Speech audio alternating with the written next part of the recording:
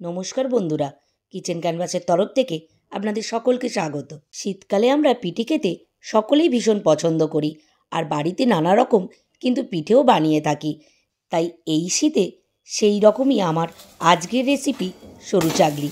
বানানো যেমনি সহজ, খেতে তেমনি সুস্বাদু, আর খুব কম সময়ের মধ্যে ঝটপট বানানো হয়ে যায়। বাচ্চা থেকে বড় সকলেই পছন্দ করবে।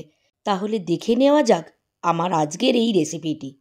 সরু চাগলি বানানোর জন্য এখানে গোবিন্দভোগের চাল নিয়েছি 200 গ্রাম, আর বিউলির ডাল 75 গ্রাম। এই মাপটা কিন্তু সঠিক নিতে হবে, সঠিক মাপ হলে বানানোটাও সঠিক হবে। এবার এই চাল আর ডালটাকে 2-3 বার পরিষ্কার জলে ধুয়ে নিতে হবে। চাল আর ডালটাকে পরিষ্কার করে আমি ধুয়ে নিয়েছি। এবার এর মধ্যে বেশ খানিকটা জল দিয়ে দেবো, আর দিয়ে ওভারনাইট কিন্তু ভিজিয়ে রাখবো। ওভারনাইট যদি না ভেজাতে পারেন, মিনিমাম কিন্তু 8 ঘন্টা আপনাদের ভিজিয়ে রাখতে হবে। ওভারনাইট আমার ভেজানোর পরে এই দেখুন, চাল আর ডালটা এরকম ফুলে উঠবে। এবার জলটাকে ভালো করে আমি ছাঁকনির সাহায্যে ঝরিয়ে নিয়েছি। এবার একটা মিক্সির মধ্যে আমি এই চাল আর ডালটা নিয়ে নেব। সরু চাগলি বানানোর সময় কিন্তু অবশ্যই মাপটা কিন্তু সঠিক রাখবেন। ডালের ভাগ যদি বেশি হয়ে যায় তাহলে কিন্তু সরু চাগলি ভালোভাবে বানানো যাবে না।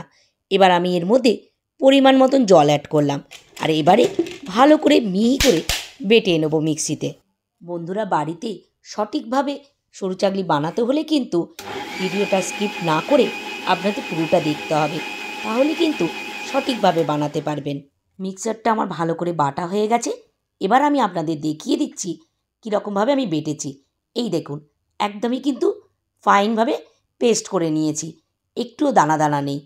আর ব্যাটারের থিকনেসটা ঠিক চামচের যেমনি গায়ে লেগে আছে ঠিক এই রকমই কিন্তু থিকনেসটা হবে, না খুব পাতলা না গাঢ়। এবার একটা ফ্রাই প্যান নিয়ে নিলাম, এর মধ্যে 2 চামচ মৌরি দিয়ে দিলাম। মৌরিটাকে জাস্ট 1 মিনিটের মতন ড্রাই রোস্ট করে নেব। মৌরি ভাজার জাস্ট মিষ্টি গন্ধটা বেরোলেই কিন্তু গ্যাসের ওভেন আমি বন্ধ করে দেবো।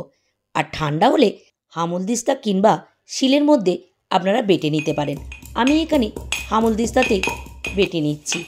খুব ফাইন করে কিন্তু বাটবো না, একটু দানা দানা থাকবে।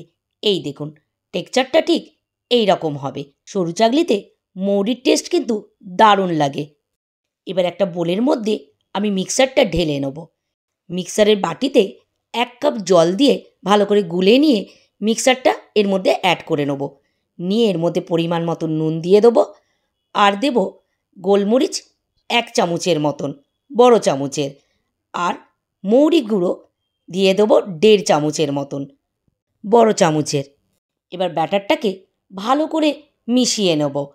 এখানে চাইলে কিন্তু আদা বাটাও আপনারা দিতে পারেন 1 চামচের মতন, আমি এখানে দিলাম না। আপনাদের যদি মনে হয় মৌরি কিংবা গোলমরিচের গন্ধটা ভালো না লাগে বা টেস্টটা, তাহলে আপনারা নাও দিতে পারেন, কিন্তু দিলে কিন্তু ভারী সুন্দর একটা টেস্ট আসে। আপনারা একবার ট্রাই করতে পারেন। আমি এখানে সরু চাগলি বানানোর জন্য লোহার চাটু ইউজ করেছি, আপনারা চাইলে কিন্তু ননস্টিকও ইউজ করতে পারেন। লোহার চাটুতে দারুণ ভালো হয়। চাটুটা গরম হলে ভালো করে তেল বুলিয়ে নিলাম, আর সামান্য জল ছিটে দিয়ে দিলাম। দিয়েই কিন্তু এবার তেল আর জলটাকে চাটুর মধ্যে ভালো করে মিশিয়ে নেব। নিয়ে এবারে এর মধ্যে দিয়ে দেবো ব্যাটারটাকে ভালো করে আগে গুলে নেবেন, তবেই কিন্তু দেবেন। আর 1 হাতা এখানে ব্যাটার আমি দিচ্ছি, এই হাতার সাইজের 1 হাতা ব্যাটারটা দিয়ে কিন্তু এই হাতার সাইজেই চারিদিকে স্প্লিট করে নেব। এখানে কিন্তু খুন্তির সাহায্য নেব না। ব্যাটারটা দেওয়ার পরে কিন্তু খুন্তির সাহায্য নেবেন না। বেশ 5 মিনিটের মতন ছেড়ে দেবেন, আর একটু তেল চারিদিকে ছড়িয়ে দেবেন, ঠিক আমি যেরকম দিচ্ছি। আমি এখানে ভেজিটেবল অয়েল দিচ্ছি, আপনারা চাইলে ঘি কিংবা মাখন দিয়েও করতে পারেন। এবার আস্তে করে খুন্তির সাহায্যে সাইডগুলো আস্তে আস্তে এরকম করে তুলে দেবো। এই দেখুন, আর ছেড়েও যাচ্ছে। সরু চাগলি বানানোর সময় কিন্তু খুবই ধৈর্য ধরে করবেন, তাড়াহুড়ো করলে কিন্তু সরু চাগলি ভেঙে যেতে পারে।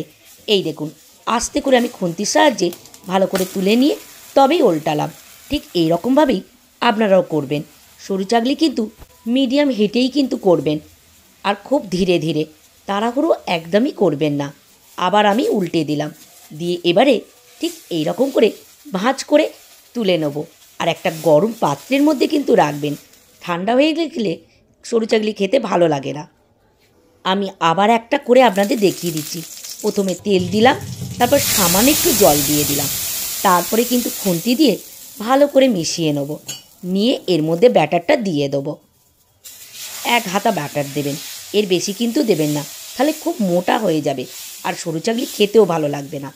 এরকম করে চারিদিকে স্প্রেড করেই এবার কিন্তু 5 মিনিটের মতন রেস্টে রাখবেন, যাতে আস্তে আস্তে জিনিসটা তৈরি হয়।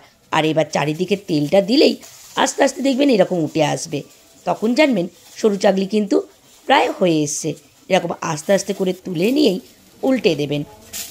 উল্টে দিয়ে কিন্তু ওপিঠটা খুব বেশিক্ষণ রাখবেন না, জাস্ট 1 মিনিটের মতন।